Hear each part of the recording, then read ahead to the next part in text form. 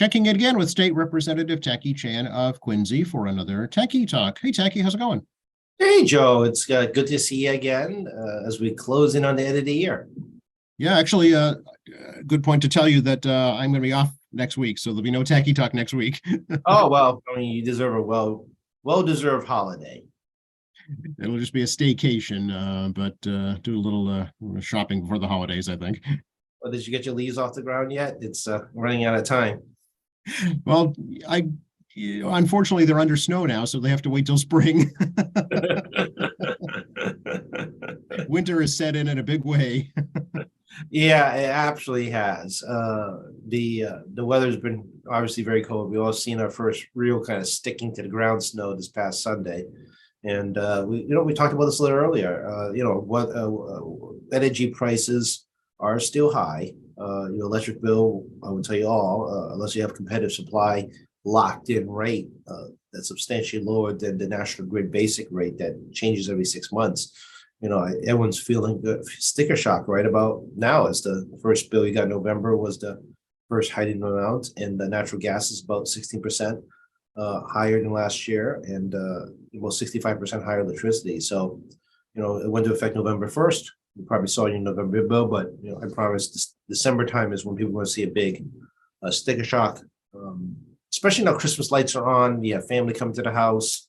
Obviously, your lights are coming on if you're home working in particular because the dark is coming in sooner.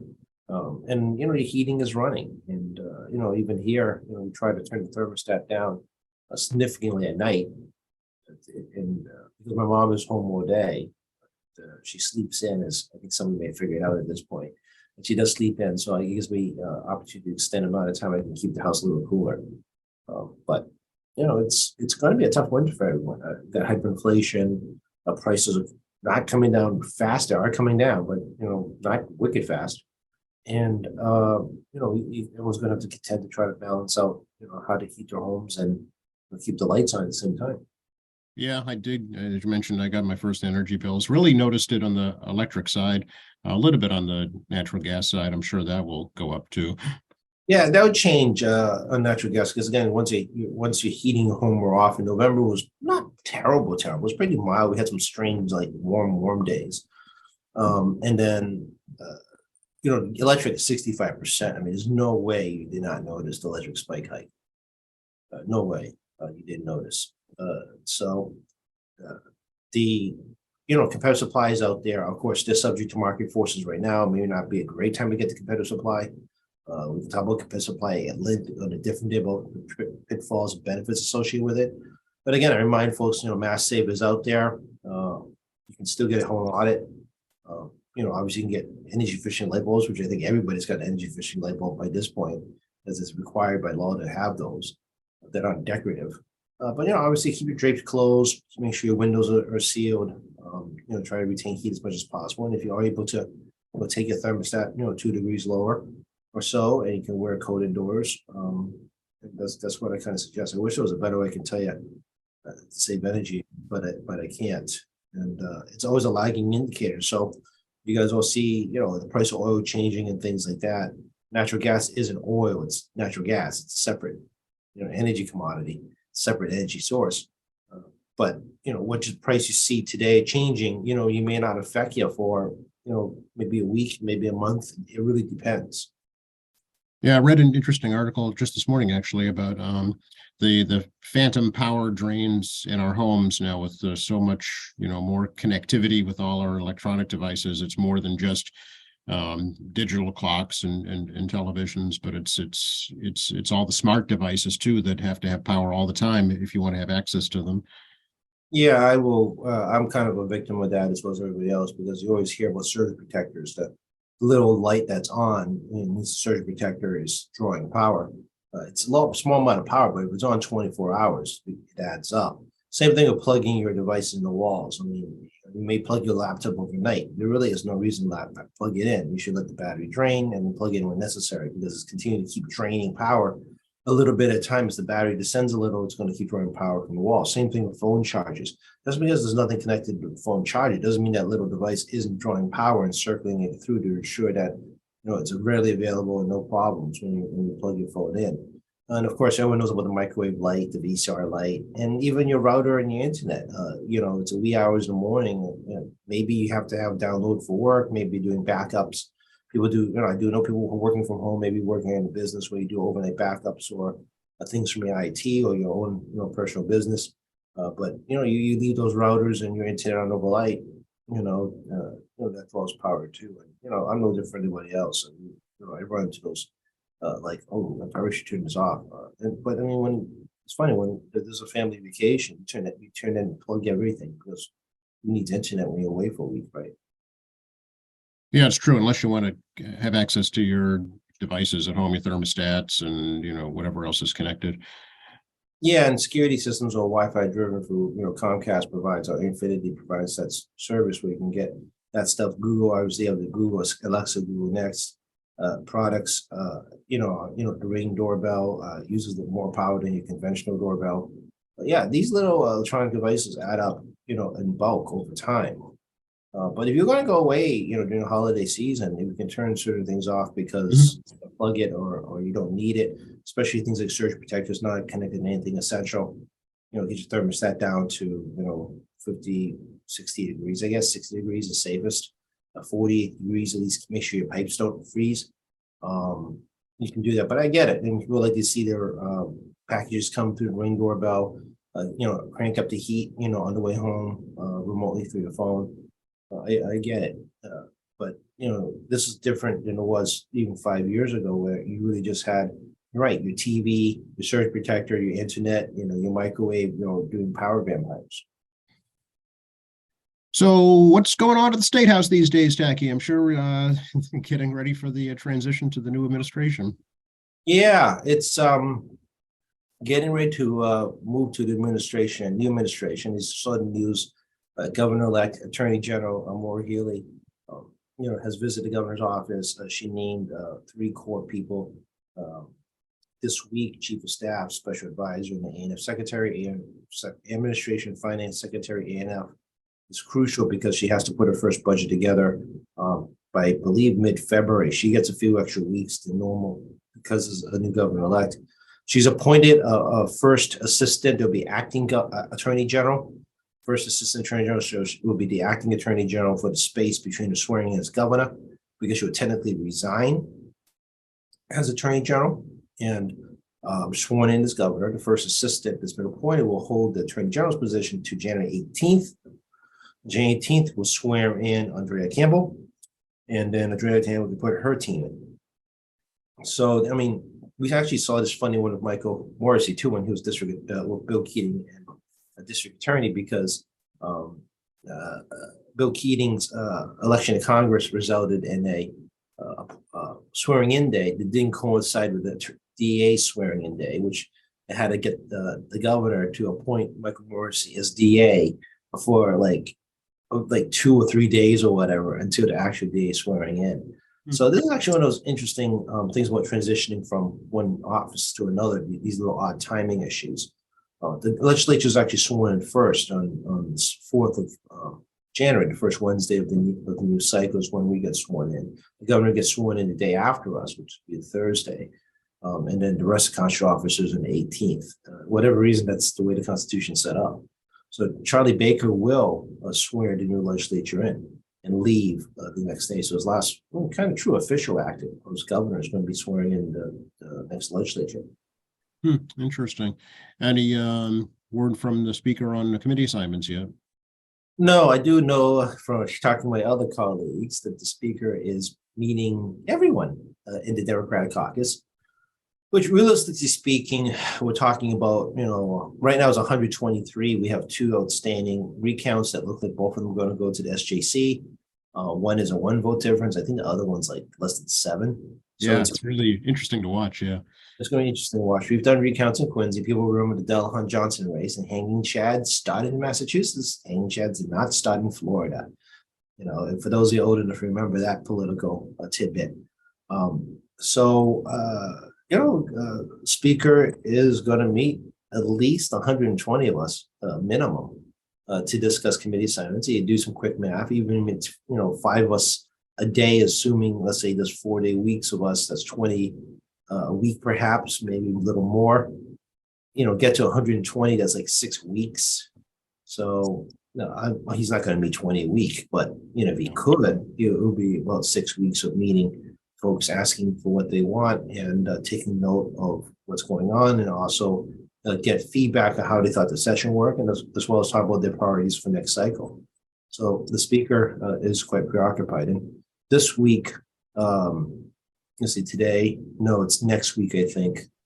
They have boot camp. The new class coming in gets so-called boot camp or initiation, or whatever you want to call it, where the speaker, the clerk in both branches as well, the Senate president will be there, and the speaker and the leadership team and certain chairs will be invited out to give seminars for 2 straight days to the membership and see how much they retain. It's a lot of processes and policy they're going to cram into your brain in a short period. So, that's coming up as well. So the speaker has to prepare for that. He has to prepare for swearing in day. Obviously, a lot of sighted families will be coming to see their loved ones sworn in, families and friends. So, obviously, we're still in a COVID world, and we've got to take that into consideration. But we should have a more normal swearing in day, unlike last time, which was virtual, and only the new class was able to come in. A new class couldn't bring their family. 2020. So it was a very, it's 2021. So it was a very challenged period for people. And, people who couldn't bring their family last time were eager to bring their family. So there's only so much space. And then, the speaker has to set up leadership meetings with the governor-elect and the Senate president. And of course, he would like to take a few days off around the holidays himself. So, the speakers are actually, even though this is the down period, it's going to be very busy, and bills that are can move through unanimous consent, as you all saw with the Econ Dev bill that we got through unanimous consent. A lot of little pieces, technical bills, small bills, commissions, accepting reports. A lot of reports are due at the end of this year from various boards and commissions, as well as special legislative commissions, all come due. So, it'll be a busy between going into New Year's, because technically the session ends January 3rd. So going into that January 3rd, there'll be a lot of activity on Beacon Hill as we're trying to move these smaller, frankly, technical small bills, home rule petitions or petitions from city and towns. It's going to be very active. And we do expect a supplemental budget from the governor early next year to address costs that bills continue to pay that need to be done from the last quarter. So I'm sure the current new secretary will coordinate a supplemental budget sometime in January. Yeah, speaking of the economic development bill, finally got my tax refund, and folks should have had theirs by now, right? Absolutely. The Chapter 62F tax credit is coming back to you, or should be back to you, as a Charlie Baker Christmas gift, the ways to put it, or Black Friday ready, depending when you got it. Just to remind folks, you are going to get your money based on how you paid your taxes or received your refund from the last tax cycle.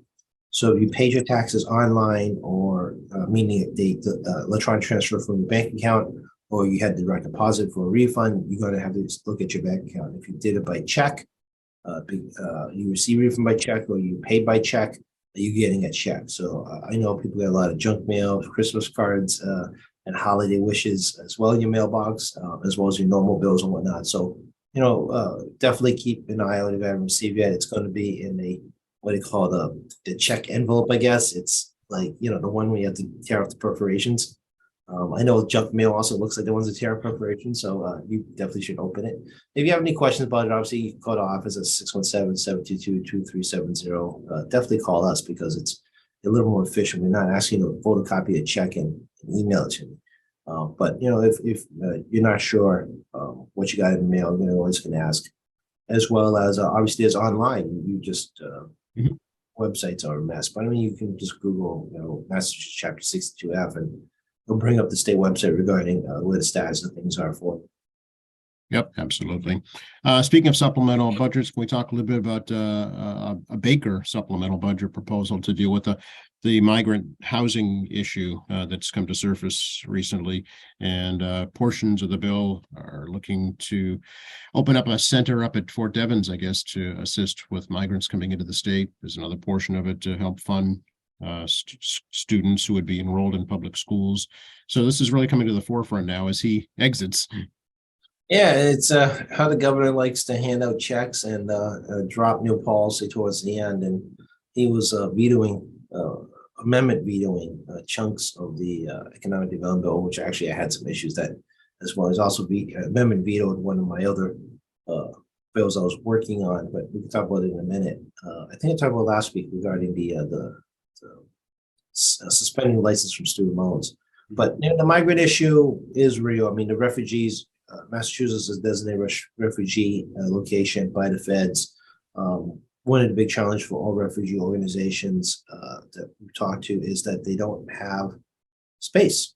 They have funding to help pay a landlord rent, but they can't find a place for people to live. And this is a reoccurring theme in Massachusetts, not just on home purchases, which the market is truly tightened because of interest rates, but also finding rental locations. And that was an interesting conversation with them. So people think migrants, it's interesting how we use all these words, but many of these folks are actually refugees, not migrants. We're taking Afghan, Haitian, and a few other countries into our state. And the winter's coming, and we have a housing shortage, and we've got to put them somewhere.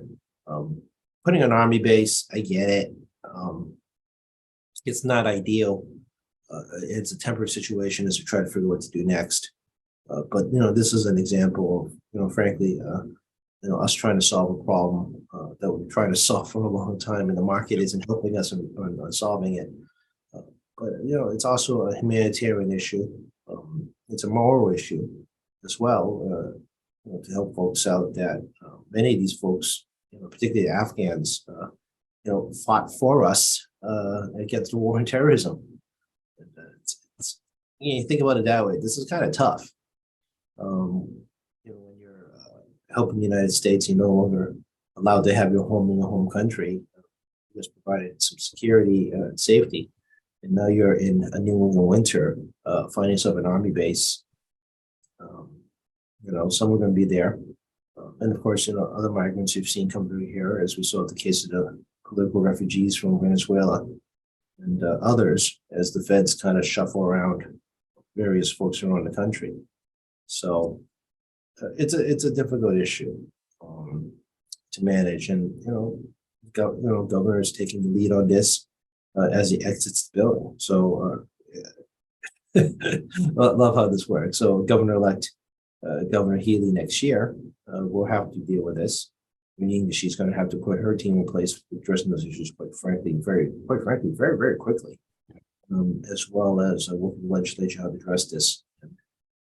As a reminder, there are no committees formed on January 4th. The speaker will be elected. Probably most likely appoint Ways and Means chair.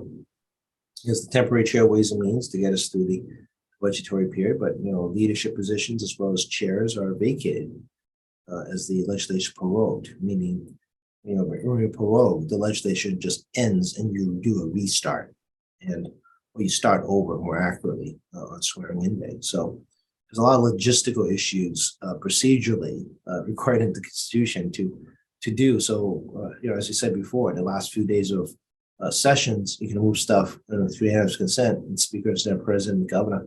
We're gonna have to get some agreements going what bills would be coming law, and whether or not we get the supplemental budget over the line. It's a good question mark because everything expires.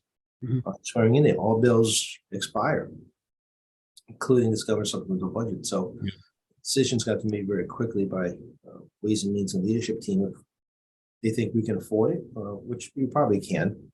But should we make changes, not just financially, but should we put more conditions or less conditions on the money spent? So, and revenue forecast is right now getting prepared for Ways and Means, Administration and Finance, trying to get to agreement on the next fiscal year's revenue forecast. We'll budget around that forecast.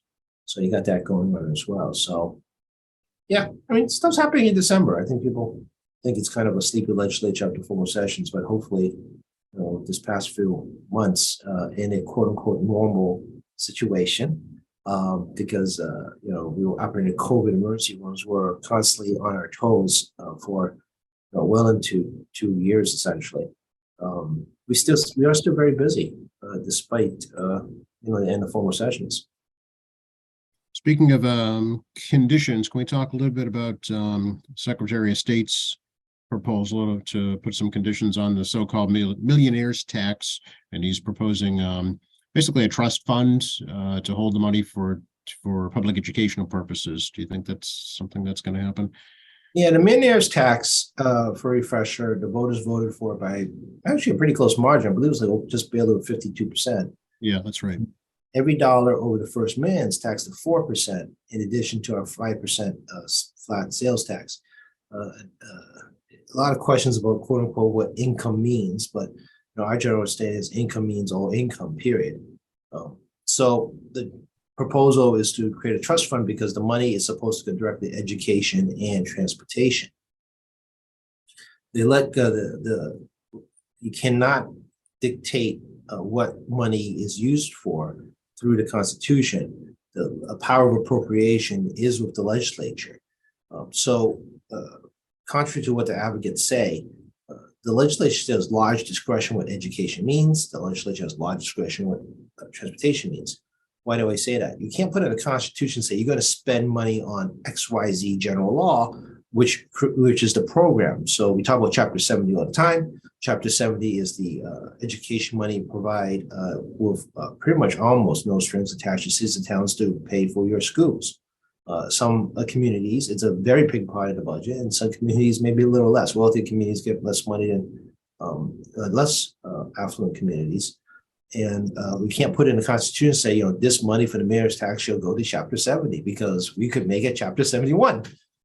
Duh. I mean, pretty straightforward, folks.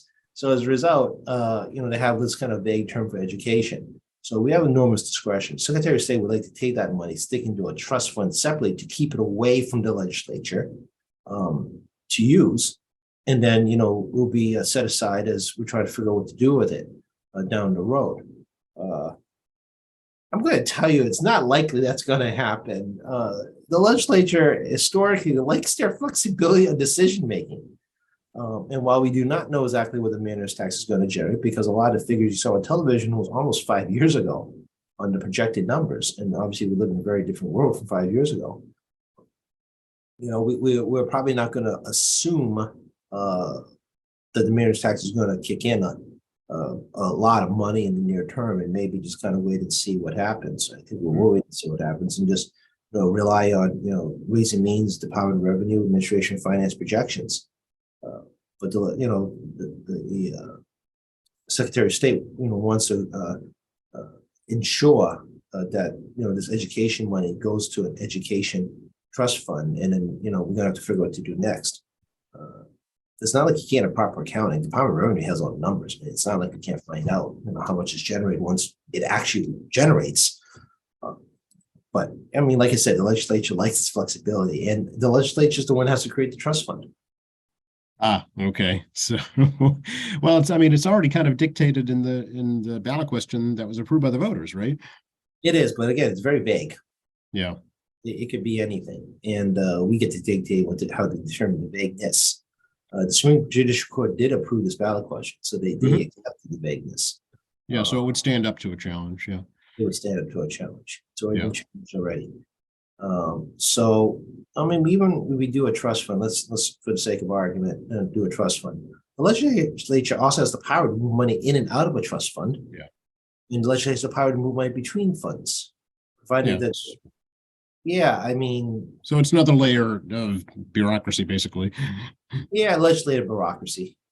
Kind of weird saying that because our bureaucracy looks different from the executive branch, but it is there. An example I'll give is the casino money. It's in several different buckets, which we would actually take money out of those buckets for healthcare, for education, for gambling addiction, and we put that into the main budget. It isn't like you just write a check out of the trust fund, and just comes up bypass the legislative process. the legislature still has to review and approve all transfers of money between agencies, between accounts, which we do in supplemental budgets. You transfer money between different accounts in the executive branch, as well as money between trust funds or in and out of trust funds. The rainy day fund is an example of that. By law, capital gains goes in the rainy day fund. We still actually have to do the physical transfer in the state budget. It's actually in the back of the budget, pursuant to whatever general law is on the capital gains.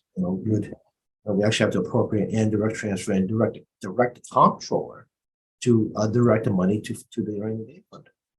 Yeah, I think the secretary is also looking to create some exemptions specifically for older folks who sell their homes.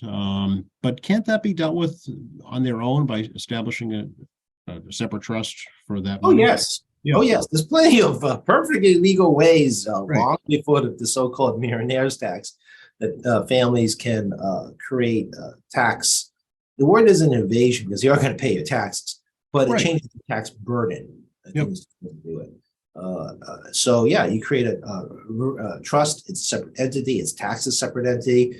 If you're Medicare age and you want to worry about perhaps for assisted living down the road, irrevocable trust. I strongly advise people when they get about 60-ish to go see a Medicare attorney, a state attorney, will attorney. I know people don't want to talk about that stuff. It's kind of grisly, but I mean, something you should all, get consultation from an attorney that works, in the state field that, can provide your proper advice. Obviously, you can talk to your accountants, but you're absolutely correct. There are mechanisms in place where you can move things through like a trust fund or other mechanisms out there. In the case of your business, you arrange how you do your business because of your LLC, LLPs, you can rearrange how you do your business regarding salary collection and expenses. There's ways to do this. I mean, it's really up to individuals to figure it out under the current tax code to try to change the size of quote unquote your total revenue, under the tax code. And what's the other thing I was thinking about? I had a thought for a quick second. It just left my mind. We're talking about estates and attorneys and wills and things of that nature. Yeah. The challenge of deductions and whatnot. So tax code is really simple and really complicated in Massachusetts. So as you all discovered through the millionaire's tax, we're a flat tax state. 5%, right? Yeah. 5%. So we create a new flat tax on a different category. The legislature cannot do graduate income tax like the feds because the Constitution dictates flat tax. Now, this gets really confusing because it's a flat tax policy. The policy of taxation is based on classes of people. So we do it for everybody or nobody, or we do it for specific classes. The SJC is okay. I always use things like veterans as a common example where they actually can be considered a class of folks. The senior circuit tax break or property taxes for people age 65. I very much encourage people to look at that. We're talking about it next year. You can do a 3-year look back. It's not too late to amend taxes. You believe you qualify for the senior circuit tax, senior citizen circuit breaker, or your property tax assistance. So if we're going to do, any kind of deductions or credits, anything like that, we have to kind of think about how it fits in this flat tax world.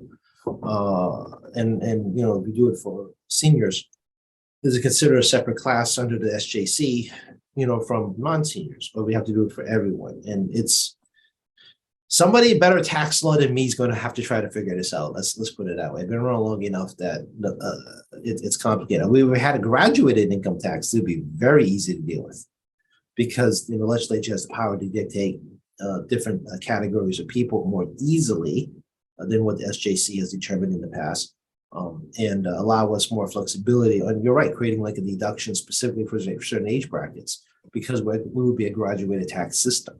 Right. So yeah, flat tax is great because it's simple, but also creates all kinds of complications when trying to help out specific groups. On the flip side, a graduated tax people hate because they don't want us creating tiers of taxes with different incomes. But on the flip side, we create a lot of flexibility regarding, creating specific targeted circumstances for specific people and assistance and taxes. Yeah.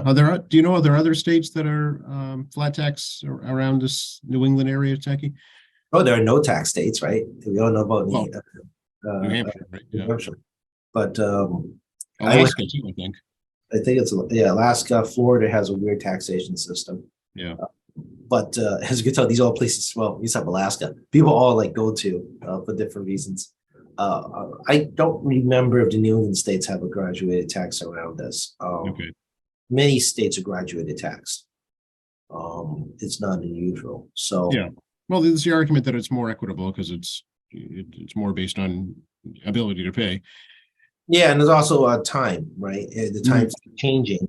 Graduated tax in different states would change because of the nature of how wealth. So But we'd have to amend the Constitution. doesn't amend the Constitution, and the voters won't do it. I'm going to tell you right now, the voters do not want to graduate tax. This is not a new discussion. There's been many ballot questions that pass, but I can't think off the top of my head what states around us actually have graduated tax. The other thing is kind of fascinating is that it's flat tax with different categories of income. So, for example, on interest income versus capital gains versus earned income. So they're all different. And we do have a strong desire to try to address the estate tax. Changing that weird deduction that after the first $1 million, you're taxing the whole thing, as opposed to just taxed with an exemption the first $1 million. We propose to try to pump it up to $2 million. You can exempt the first $2 million. But I think we're going to be coming back to that, especially the millionaire's tax play. Okay, good. Sports betting is here. It happened. Eventually, yeah. Another topic that wouldn't go away for like 6-7 years. The Wynn Casino in Everett became the first destination for sports betting. You actually guys have to go to Everett to sports bet. Right. Timing could be better going into Super Bowl season and March Madness, and obviously March. But I mean, Super Bowl is the next real big betting peak.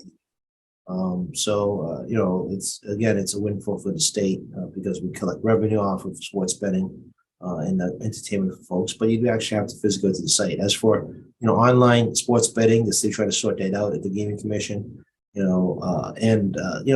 DraftKings had a breach, and so I do have some concerns here regarding security of these online betting things, any kind of online betting. Because your account on those things are net FDIC insured. And if you get robbed, the obligation of the company to refund you, well, may say in the contract they have to. It may not say that in the contract they have to. Even if it does say, they might just fight it. Yeah, and drag it out long enough, yeah. Yeah, so the breach of DraftKings isn't necessarily just about your personal data and perhaps access to your checking routing number, your credit card numbers, but they could actually swipe your money. Mm-hmm. Mm-hmm. Remember FTX people, electronic cash vanishes? Yes, as I recall, somebody got arrested for that. Yeah, this was like a congressional investigation too on that one. Yeah. And but at least banks are FDIC insured, your CDs are FDIC insured. But if you're playing, obviously the markets, and you put your money in a sports betting account, would be account wagering for horse racing, or you put in sports betting, get your money out. Given today's hackers and the heightened threat from Russia because of the Ukraine war, in particular, hackers have no problems to try to get at your money to attack them, attack Americans through their pocketbooks. So I do have a lot of concerns on that front. What I'm saying is very simply cash out. And put money in a bet and get your money out if you win. Yeah. Don't risk it. It's too much of a risk. Yeah. Too much of a risk. Credit card numbers, there's federal laws to protect your credit cards in terms of ensuring that you're defrauded, that you are made whole. The banks and credit transfer companies are required to make you whole. Any banking industry will tell you they lose a lot, tens and hundreds of millions of dollars a year on fraud cases that are making people whole, particularly credit card theft. Unless you have FDIC insured for the first $250,000 per bank. Yeah. So at least there's something goes wrong there. There's federal government protection from the Treasury and the Fed Reserve. So, but I mean, I do get nervous on people who place money in places that have no FDIC protection, nor they're required to provide you any protection in case of fraud and theft. Yeah. What's going on with the cannabis industry, Jackie? I read an interesting article about prices falling because of oversupply. Well, this was going to happen eventually. The cannabis marijuana pot, whatever you guys like to call it. It's like everybody's got a word for it. It's you have to actually grow all the supply in Massachusetts. It's actually part of this interesting system because in the federal government you can't move marijuana between state lines because there's a crime. But if you keep everything in state, then that's perfectly okay. It's not federal jurisdiction. There are banking problems, as you probably read regarding that, because the feds do regulate banking between state lines. And when I was in the marijuana committee, one of the questions was, how do you get the marijuana seeds? And the answer is, don't ask, don't tell. So we don't ask, we don't tell. So it was eventually going to happen. And those remember, when marijuana opened up, prices were outrageous. Oh, yeah. The supply and demand. And now the supply is caught up and the consumer market has essentially normalized. You do have regular customers. As opposed to people kind of try it for the first time, the price is going to come down. And going down is actually good because it actually keeps the black market from coming on. One of the things about high price marijuana was that it actually continued the illegal sale of marijuana, black market marijuana, which you don't know what's actually in it. We don't cut it with fentanyl or whatever. Because it was cheap. Yeah, because it's cheap. I mean, they do tamper with marijuana on the black market. So the prices come down, it kills off the black market, and it demonstrates that the consumer base has kind of leveled out and supply chain, the industry has finally caught up with the demand. And with more business coming online, I think there's like one in Washington Street, some places trying to get their license. The more shops are open, the greater the competition. Greater competition is better for consumers. Think there should be a moratorium on the number of dispensaries? The dispensaries are tied, each community are tied to their liquor licenses. Oh, okay. So I think it's every 10 licenses you get one marijuana dispensary. I'm trying to remember off the top of my head. Okay, but there is a ratio. Yeah, there's a cap by quota system, like alcohol, like taxi medallions, things like that. So, smaller communities, obviously, when they have less opportunity for marijuana licensing, the bigger communities, obviously, more. Mm-hmm. I will tell you that caps work. From my chair doing alcohol industry, they do work. So I wouldn't worry about this proliferation of insane number. And again, the market will dictate control. So it's a little different from alcohol. Because the consumer market will cap out, unlike the alcohol industry, which is I hate to put it this way, but it's culturally part of our society. It's a societal issue. It's acceptability to have alcohol. When you reach when you reach adult age to drink, it's kind of a social acceptance, right? Marijuana, people use it obviously, but it isn't the same, cultural, social acceptance issue in society currently. Maybe it'll change down the road. Yeah. But like everything else, there's only so many consumers that, will want it. And eventually you're going to cap out. Right. Yeah, it's the capitalistic system, right? No, absolutely. So it's not like, people had this impression out of 7 million people, 4 million are going to be marijuana users. It's the same with alcohol. It's like 4 million drinkers. Well, maybe they are, but I wouldn't say that's true. But eventually, you're going to have only so much. And of course, unlike marijuana, you have holiday spikes. So, I had of the package store industry, obviously things like Super Bowl, St. Patrick's Day, because it is Boston, St. Patrick's Day. We'll stop there. July 4th, Labor Day. All the alcohol industry prepares for these massive spikes. They get the supply chain ready for these spikes. Christmas, Thanksgiving, but going to Christmas, New Year, all the bars, restaurants, package stores, all getting ready for the spike in business because my friend Keiko Oro, who's head of tourism, tells us that people are coming to Massachusetts, more local, not international, to come to Christmas and holidays and all the other things going on in Massachusetts. The industry, prepares for that. During COVID 2020, where everything was shut down and, death and destruction, for lack of term, was everywhere, it completely disrupted the normal flow of business regarding anticipation of customers. So, complete and total disaster. As a guy who was in charge of monitoring all that stuff in 2020 into 2021. But now that we've reached, whatever normal you want to call it, the regular supply chain spikes. So marijuana doesn't work that way. It isn't like you're going to see this massive marijuana spike on Christmas Day. Right. Yeah. I hope not anyway. But obviously there's New Year's parties, and obviously, Christmas family stuff. So I mean, the alcohol industry is a little bit different because they expect those spikes. It's like, another one's like cigarettes. You don't expect a massive cigarette sale, going into like Christmas Day, right? So, part of it's, culture, acceptance in society, what's acceptable, how to do things, but also, cyclical nature of consumer industries. All right. Is there, speaking of ballot initiatives before, Jackie, is there going to be needed new legislation now that the dental insurance question passed? Maybe some technical issues, but the bill's actually not terribly written. Okay.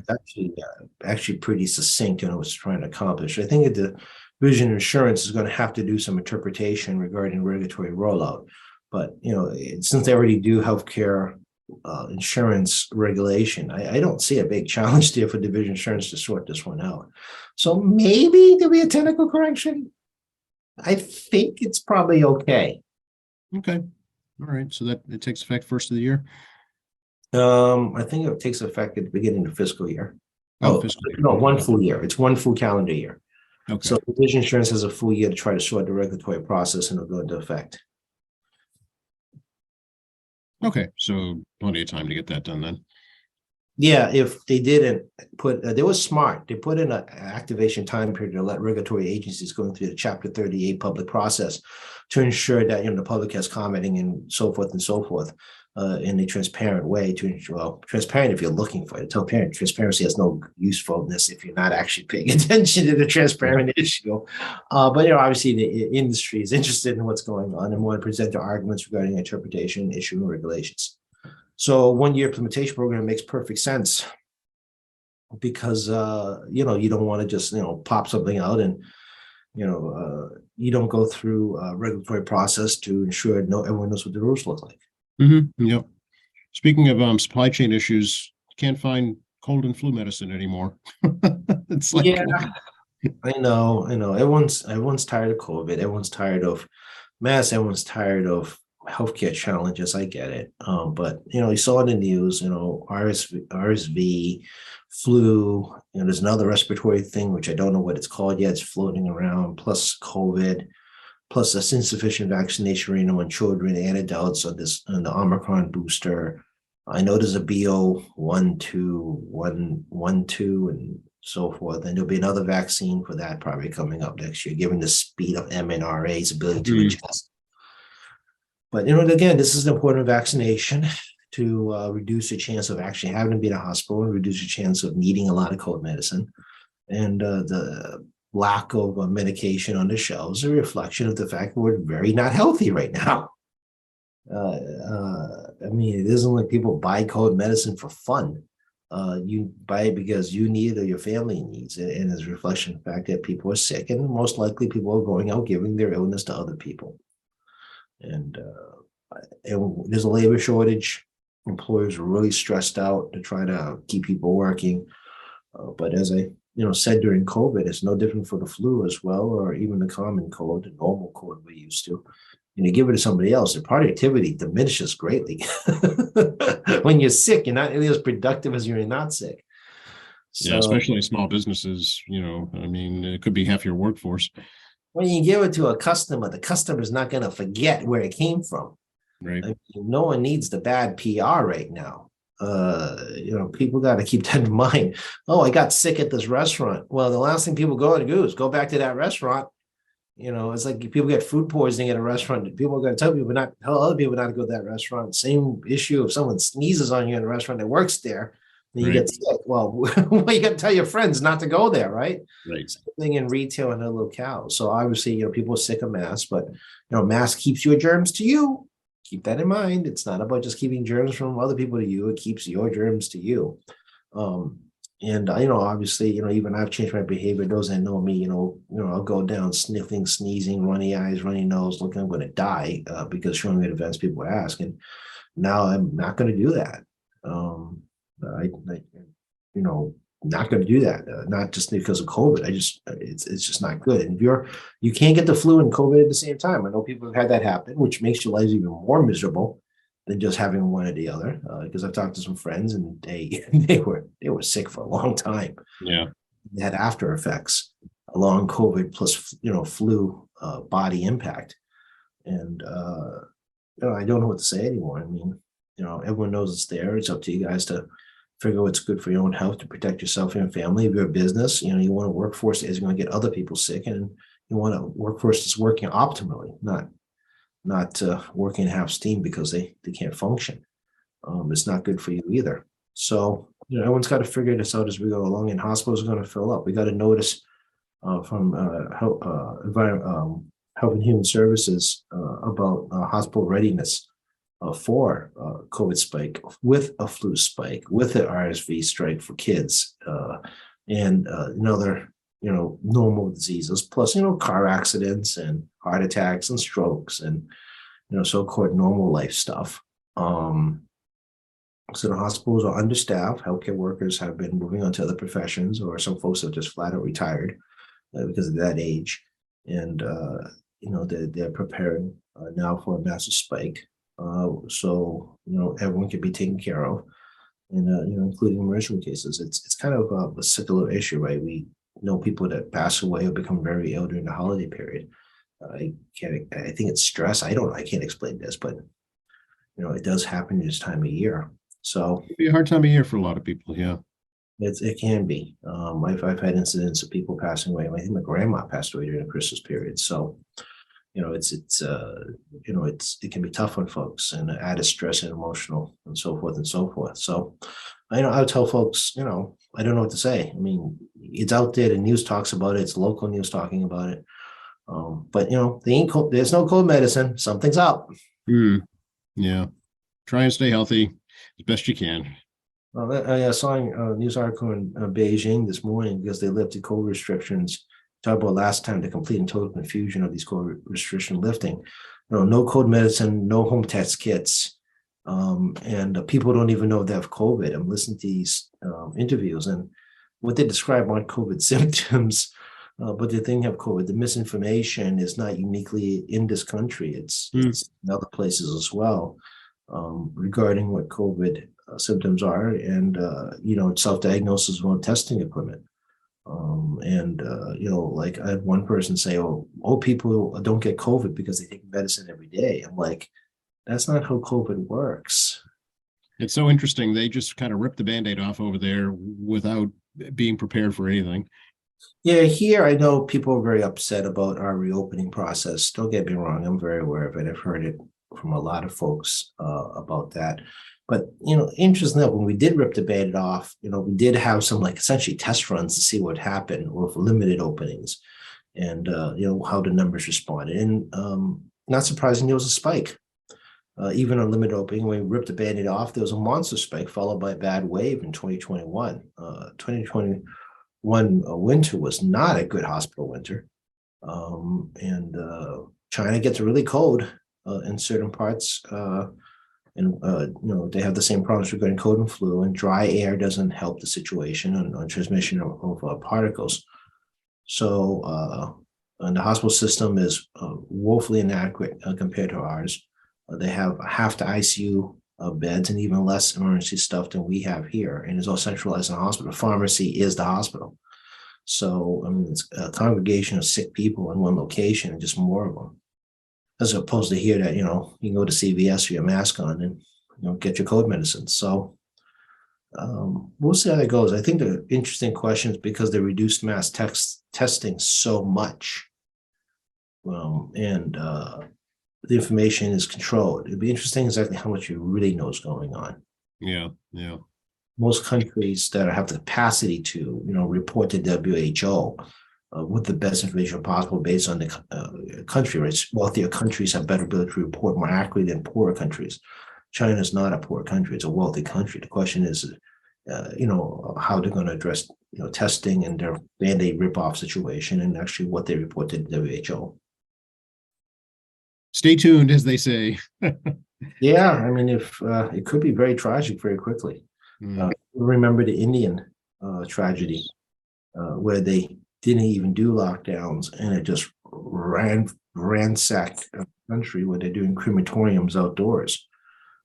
in big empty lots. And of course, they're not a super wealthy country. Income disparity is very interesting and complex over there. So we probably never truly got a complete picture of their infection as well as impact. They didn't have testing capacity throughout the country of over 1 billion people. So a lot of question marks about whether those numbers during that awful 2021 wave. Hong Kong's now experiencing a wave, but not nearly as bad as the original Omicron breakthrough. Being 1.23 billion people in China, most people live in dense cities. It'd be intriguing to watch how that's managed. Mm-hmm. Well, Tacky, we have to bid adieu, but I want to wish you and your family and your staff a very happy holiday season. Oh, thank you. I hope you enjoy your time off, and you get treated well by Santa. And wish you a happy New Year. I guess I won't see you until after swearing in day. I guess we normally do this on a Wednesday most times. Obviously today I think it's Tuesday the 14th. Is it Tuesday? No, it's Wednesday. Today's Wednesday. I can't remember what day it is. It's Wednesday today, but swearing in is that day. So I think I won't see it to the year turn. So it may be a little bit of a delay. All right. Well, we'll hold people in anticipation then. Yeah. But regardless, I wish everyone a happy Christmas if we're not seeing each other again. Hanukkah's coming up. Is Hanukkah started? The 18th. 18th, so happy Hanukkah, and wish everyone a happy New Year, and obviously better fortunes for the next than you have now. Absolutely. To reach you, same way as always.